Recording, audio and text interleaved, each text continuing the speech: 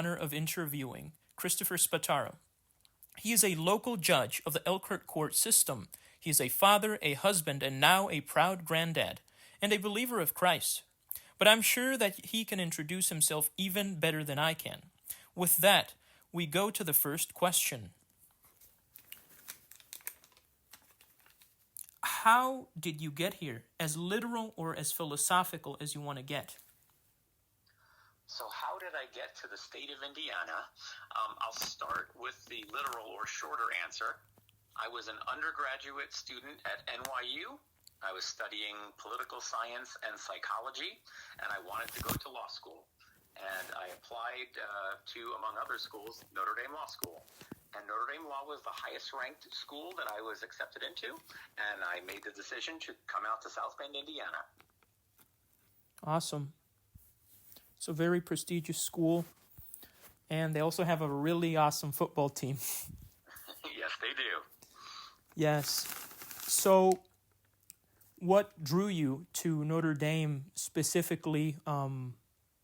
Were you still in New York when you learned more about Notre Dame, or were you here, or what happened? So I learned everything that I needed to know to make my decision when I was still in New York. In fact, I had not even ventured to Indiana before accepting admission. But it's a very funny story how I ended up at Notre Dame Law School. Growing up on the East Coast, I essentially applied to law schools in the New York City area, close to my hometown of Brooklyn, New York, and up and down the Atlantic coast. I applied to a few schools in the Midwest and out west, like University of Michigan, University of Chicago, and Stanford. However, I was not even looking at Notre Dame Law School when I was filling out my 10 or 12 applications. And then, lo and behold, I received an unsolicited letter from Notre Dame Law School admissions indicating that they noticed that I checked Catholic on my religion box on my LSAT exam, and they wondered if I might be interested in applying to their small Catholic law school in the Midwest. So upon receiving my letter and application booklet to Notre Dame Law School, I reviewed it, and I noticed three things about it. Number one, it was very short.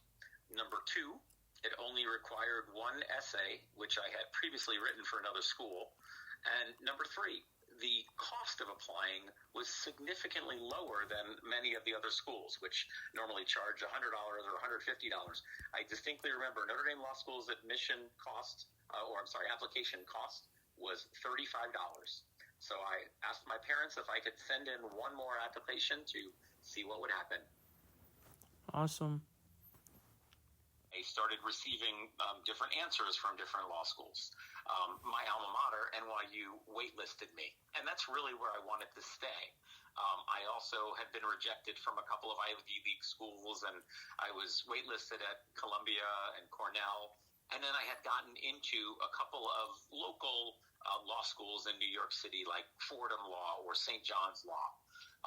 And Notre Dame Law School quickly accepted me. And I remember having a discussion with the assistant baseball coach at NYU about how I was hesitant to go to Indiana, and I had never been there. And he is the person who convinced me. He said, "Chris, you got into Notre Dame Law School. That is a great institution. You don't realize the worldwide fraternity you'd be entering, where you'll run into people wearing Notre Dame shirts, and they'll say, 'Oh, go Irish,' and you're immediately their best friend, and doors will open up for you." And I did not believe the assistant coach, Carl Villanueva. I was like, okay, whatever. And then I got out to Notre Dame, and I started experiencing it, and I'm glad I took Carl's advice. And that was my intro. Thank you for that awesome introduction. So the next question is, what are you hopeful for? I would say that I am hopeful for good health and happiness for myself and my family and friends. I would say I'm hopeful for continuing my career on the bench. I really do enjoy being a judge, and I think this is my favorite job of my career. But on a family note, I have 3 daughters, and my older two have given me a total of 3 grandchildren. And we just came off of Christmas week, where I spent time with all my daughters and my 2 sons-in-law and all my grandkids and extended family, my dad, my wife's mom, cousins. And what I really hope for is just family unity and the type of experience that I recently had, which was a wonderful Christmas.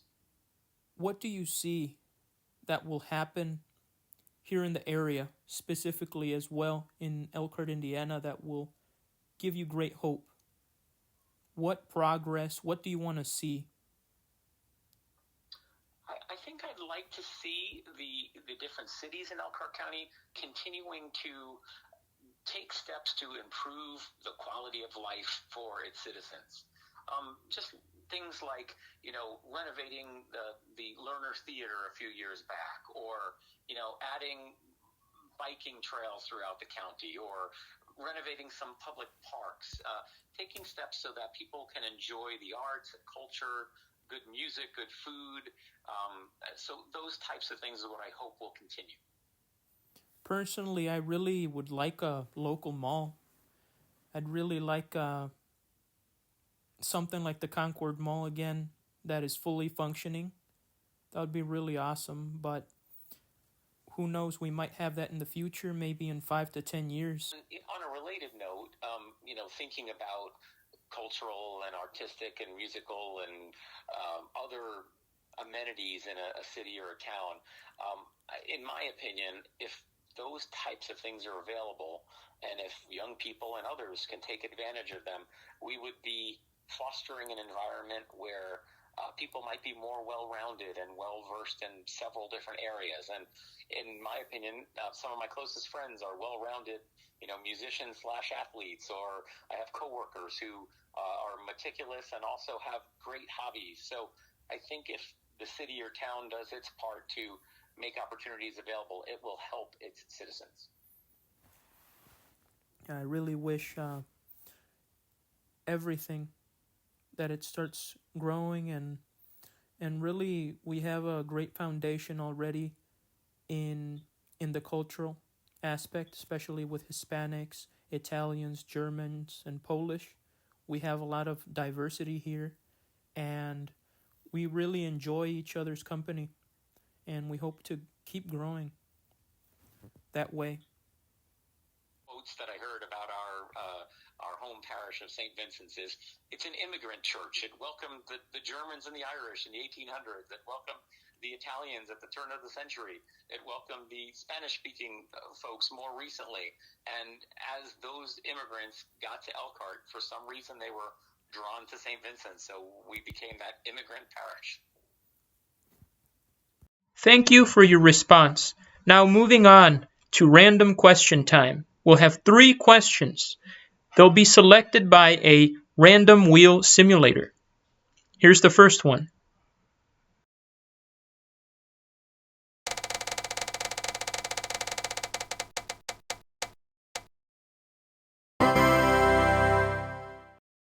So the wheel selector landed on, what's your favorite quote? I would say that my favorite quote is not from a famous person. It's a quote from my mother, Diana, who was very supportive of me as a child. And she would always tell me or my siblings, whatever you do, always try your best. Even if you don't succeed, if you lose the game, or if you don't do really well on your test, as long as you can look at yourself in the mirror and know that you gave it your all, then you're never a loser. You always have done the best you can do. So my whole life, I have, in homage to my mom, tried to do things 100% or 110%. Yes. And you really can't do anything else better than you can do, and you've done something really amazing. You have a beautiful family, you have an awesome job, and everyone respects you in the community. The next random question.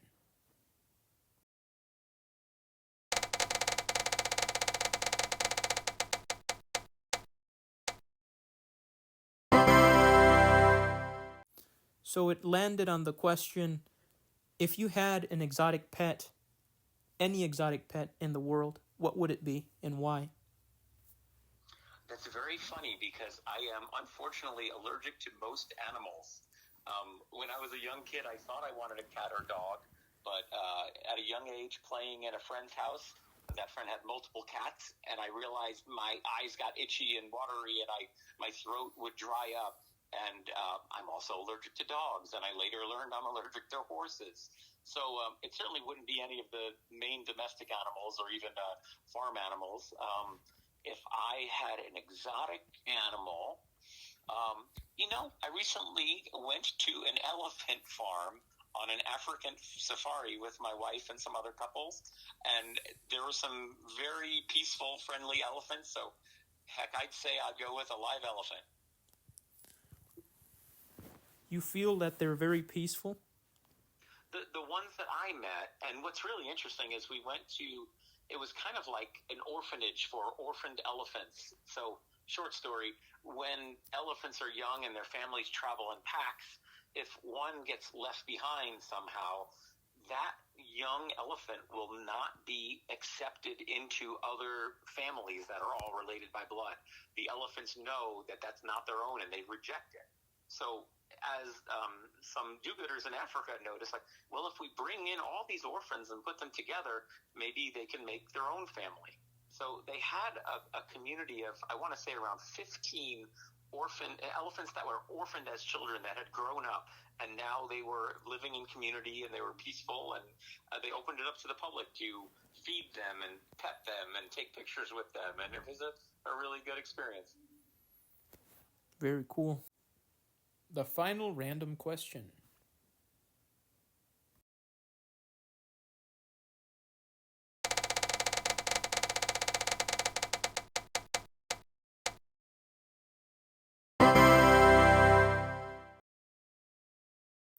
You selected my favorite question, the time machine question, specifically the time machine adventure. If you had a time machine, where would you go? Who would you meet and why?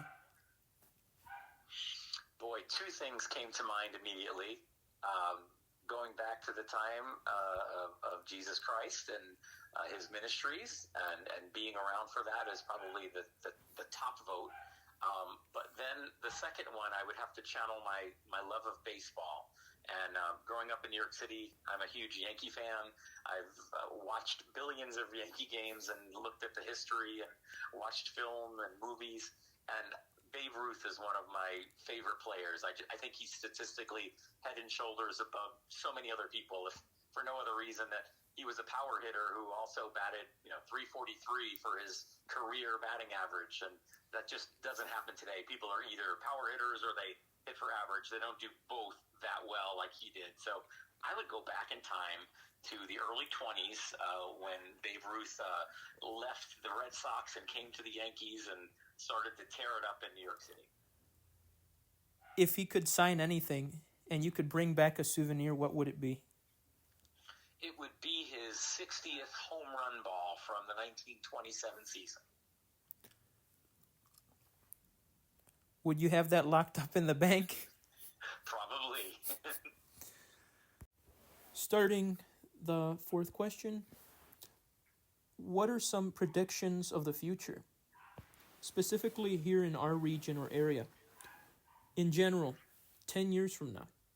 Or do you want to leave a message to future viewers? It can be literally in a couple months from now, or viewers from 100 or 200 years from now, excavating a database and they're looking for just snippets of what the past held as values or what you expected or what you were hopeful for the future. Well, to start with the first part about where I would see things, for example, in 10 years, I think we're going to have an increase of artificial intelligence. It has really invaded the lives of many. I know from things as simple as Facebook listening to you and then offering you ads of that thing you discussed, or and to this point where lawyers will file briefs based on AI cases that are not even regular law cases. They're made-up cases that people put on the internet. So I just see additional enhancements or developments and maybe some additional abuses in the AI world. I've been studying this for quite a while, not professionally, but in my opinion, there is no choice whether we want to or not. Specifically because of defense reasons, and just we have to be in competition, sadly, with other nations, and even within ourselves, we have to learn how to tame this technology. If we don't, we might not be able to control certain situations, and it might be destiny. It might teach us something, I think. It might teach us about what we value or what we hope for. That's the main thing that we're talking about right now, what we hope for. And with that, with hope, there's always a goal. And our goal, in my opinion, should be being friends with everyone, and also knowing that not everyone's your friend. Specifically with AI, we have to learn right now, and we have to help these generations that are coming to know that these things can be very helpful but also very destructive. Question 5. Your present moment. What are some current projects or goals that you have right now? Well, my wife just told me that when the holidays are over, we really need to purge all the things we're storing in our basement. So one of the first things we're going to do in the new year is to go and clean things out, either donate items or throw things away or at least reorganize. So that's the immediate future. Beyond that, my wife and I have a big travel year ahead. We don't always travel internationally, but we are planning to go to Cabo, Mexico in the spring, and then we're going to Belize in the fall, or take some other trips here and there. But I'm excited for those things coming up in 2026. So thank you for being on my show. I really appreciate it. I really want to continue striving to become a better interviewer. Do you have any suggestions? I might just say if you do some research in advance so that you'll be able to do a deep dive into answers, that might be a suggestion, but I think overall you did a great job. Thank you. I really tried my best. Anything else before we venture on into the present? Nothing I can think of other than to thank you for having me on your show. I'm flattered that you asked me and happy to be part of the inaugural episode. Well, thank you very much. I hope everyone enjoyed this as much as I did. And everyone